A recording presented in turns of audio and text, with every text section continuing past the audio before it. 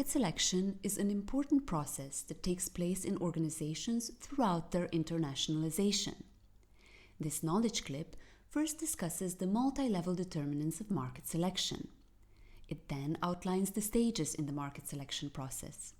Finally, it demonstrates how firms can use market diversification for risk reduction, enhancing their innovativeness, generating stable revenues, and promoting continuous firm growth.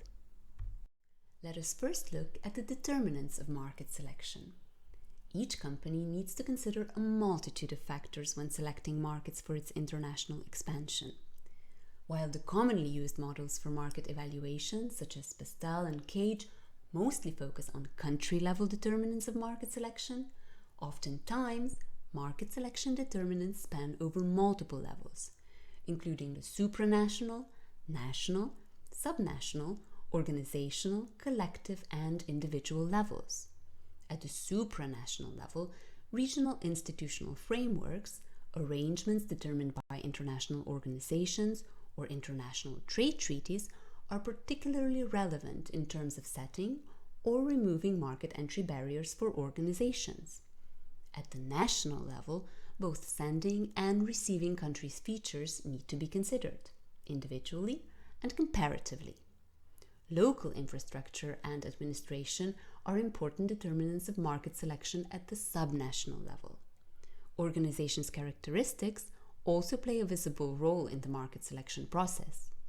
At the team level, team composition, especially in terms of skills, and team dynamics can influence the market selection process, whereas at the individual level, the leaders and other employees' know-how and other features can affect this process as well. Consumers, business partners, and other stakeholders' characteristics are also relevant in this respect. Some factors, such as external shocks, industry characteristics, and business networks, thereby span over multiple levels. This suggests that market selection can be rather complex.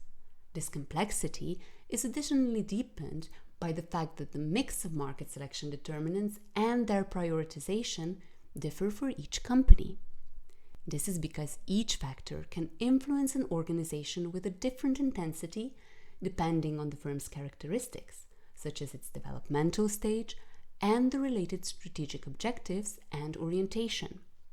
Market screening techniques thus range from setting and observing simple minimum criteria thresholds to clustering techniques that require the use of artificial intelligence for data analysis.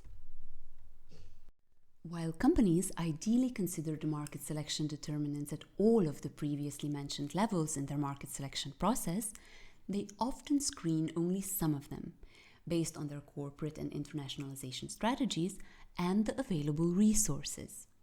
The most basic consideration of market selection determinants usually involves country and firm level factors. Country level determinants thereby include market entry barriers, market size, geographic and psychic distance, level of development also compared to a firm's extant markets, institutions, that is, economic, legal, political, and socio-cultural institutions, infrastructure, for example, physical or IT infrastructure, sectoral composition, also in terms of access to inputs, know-how, and business partners or global value chains, the nature of competition, regional connectedness of a market, its innovativeness, labor market features, and other sending and receiving countries' characteristics. These determine both the inputs needed for market entry and the related outcomes, especially in terms of firm growth. At the organizational level, the characteristics of the firm, such as its size, age, developmental stage, resources including networks, organizational capabilities and competencies, types and mix of products or services offered, industry and sector, or other organizational features influence the decision-making process related to market selection. One of these additional features includes the different strategic aims and approaches to internationalization that firms may have. These affect not only the market selection process, but also the market selection criteria the firms tend to consider. For example, ethnocentric firms are known for being centered on their domestic market. They only rarely internationalize. If they do choose to expand internationally, they select markets for expansion similar to their domestic market. This suggests that their market selection criteria reflect the characteristics of these firms' domestic markets. Polycentric firms, on the other hand, engage in multiple foreign markets and are ready to adapt their offering to them. This means that their market selection criteria can vary for each market. For regiocentric firms, the market is composed of several large economic regions, and they tend to focus on one or more of these. They thus adapt their market selection criteria to each region, yet replicate the same market selection criteria within a region. Finally, geocentric firms perceive the world as one large global market and approach it uniformly. Their market selection criteria are thus rather generic, regardless of the target market they approach.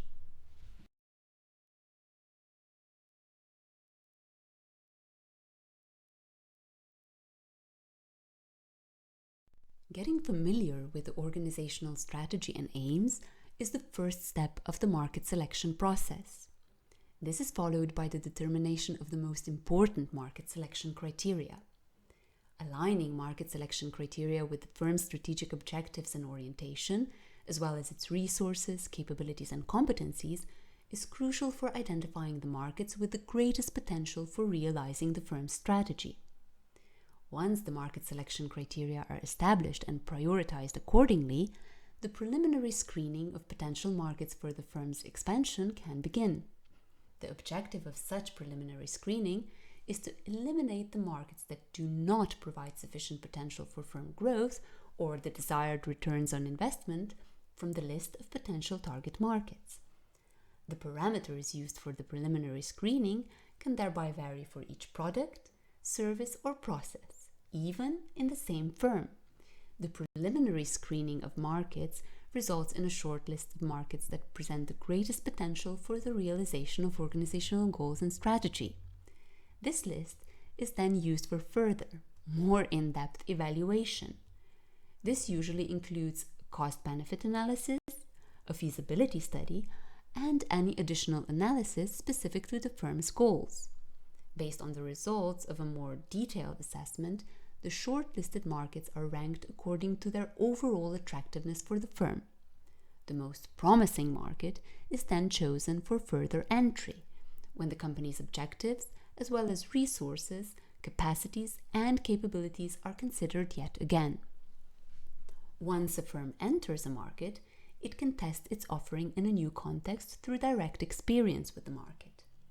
Initially, such testing usually takes place on a smaller scale. For example, only in a part of the market, on a specific consumer segment, or at a micro location. The company thereby gains feedback from its first consumers, which helps the firm to predict the future response by a larger pool of consumers in this market to its offering. After testing, adaptations to a product, service, process, or a firm's portfolio are made if needed, and if possible. If testing fails, or if adaptations based on consumer feedback are not feasible, the process can end with market exit or result in a new market search. If successful, though, sales can increase to a mass scale. Such an analytical and strategic approach to market selection significantly reduces the risks related to market entry and international expansion of a firm. Information, and later on also experience acquired through this process, help the firm to better understand the local business environment, business practices, and the most suitable paths to both the local consumers and business partners. It can thus enhance its effectiveness and efficiency in servicing this market, increase its returns on investment, and promote continuous growth. Market diversification thus not only reduces risks related to over-reliance on a single market and stabilizes a firm's revenues, it rather also provides learning opportunities. Insights into business practices in diverse markets can result in product, service, or process innovations, with potential spillover effects to other markets that the firm services. Overall, An analytical and strategic approach to market selection helps firms to avoid the two most widespread mistakes in market selection. First, ignoring or overlooking markets that present great potential for realizing a firm's strategy, and second, spending too much time and resources for researching markets that are poor prospects for the firm and adapting the firm's offering to them. International growth of a company depends on both the effectiveness and efficiency of the market selection process. Because a company cannot capitalize on all the possibilities present in different international markets at once, it needs to select the markets that offer the greatest potential for its strategy realization and expand into these first. Overall, this knowledge clip has highlighted that the market selection process involves consideration of multi-level criteria. Moreover, it has stressed that the market selection criteria mix and prioritization differ across firms as they depend on the firm's strategic objectives and orientation. It has also shown that insight into business practices in diverse markets can result in product, service, or process innovations. Finally, it has demonstrated that strategic market diversification can reduce risks, generate stable revenues, and promote continuous growth.